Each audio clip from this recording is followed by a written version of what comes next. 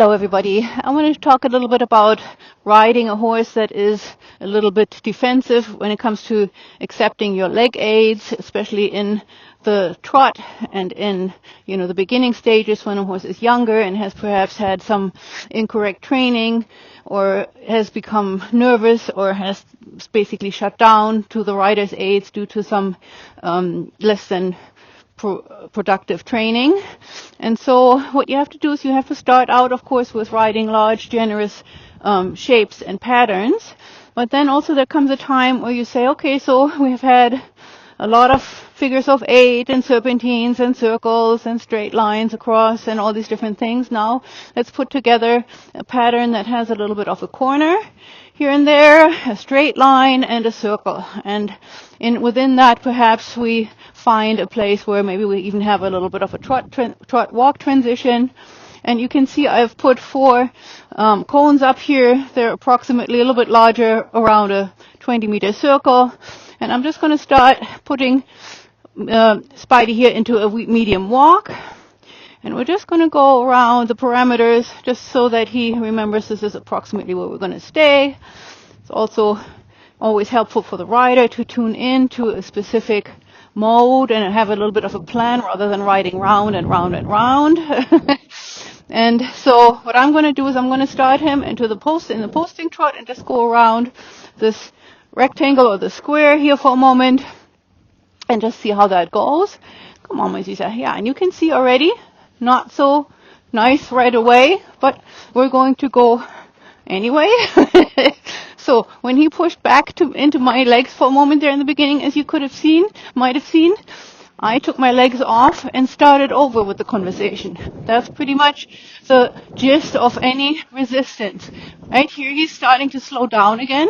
I'm going to just be friendly and use my seat and my internal metronome just to say to him, okay, we're trotting, 1, 2, 1, 2, and we're trotting until we have a somewhat reasonable, relaxed, and rhythmic trot.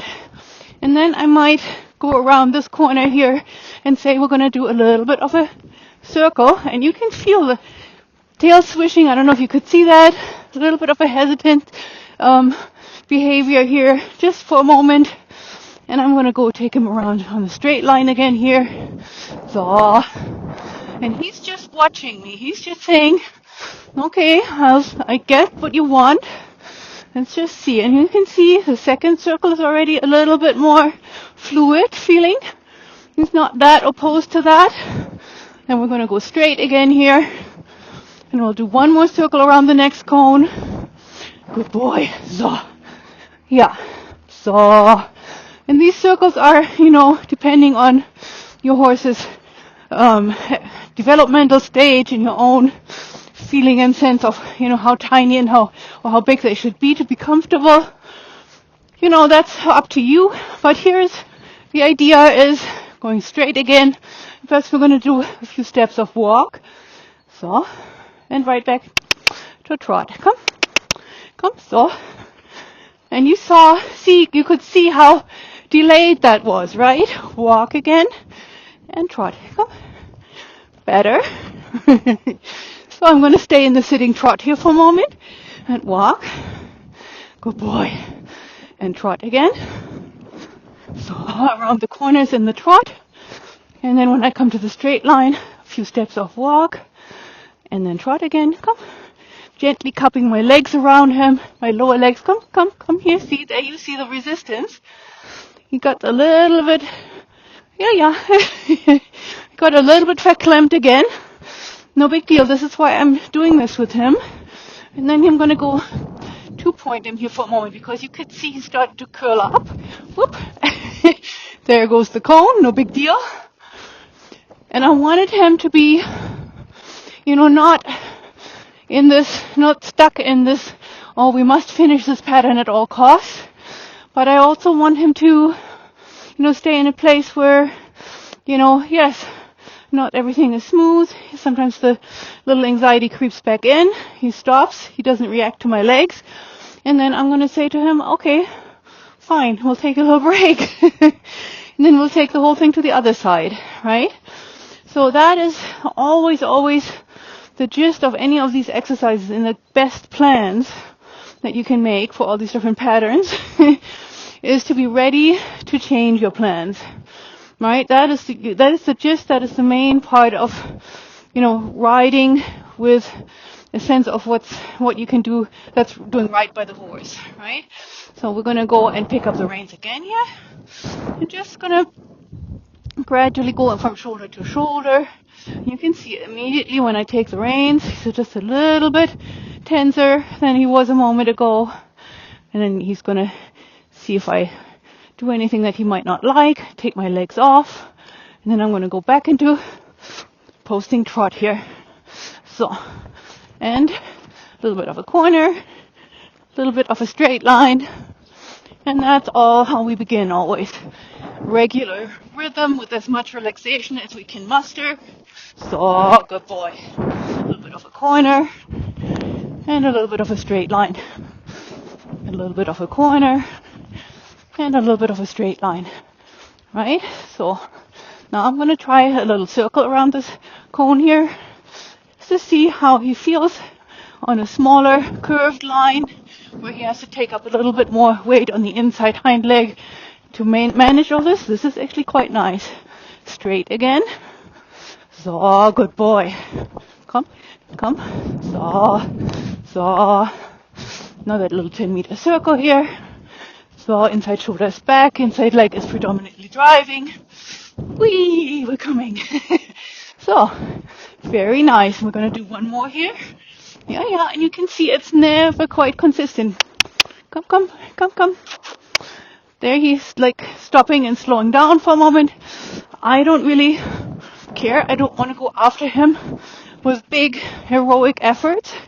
I'm just going to say, okay, you needed to take a moment there. That's fine. Mental health moment perhaps more than a physical health moment. And so we're going to do it again. And here he is already much more fluid. So now I'm going to go a few steps of sitting trot and walk. Legs off.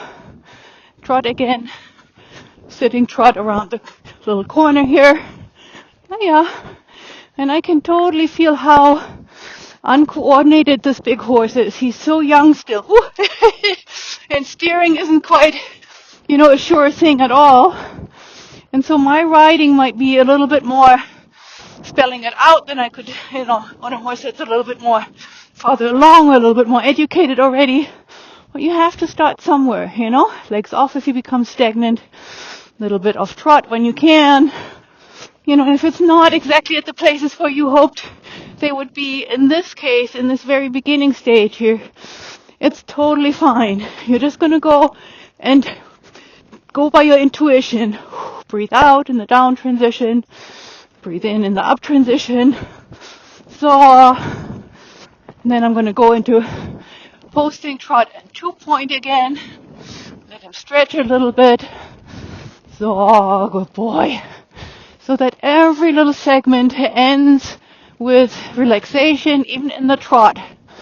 That there's not this sense, I have to run. That doesn't feel good to any horse. It doesn't matter the temperament, even to the ones that are nervous and a little bit higher strung or, more in the runaway category. Running horses always are in some ways in fight or flight mode. And that's never a good thing because their brains can't compute or process actual data that is important for the moment right now that doesn't have anything to do with survival.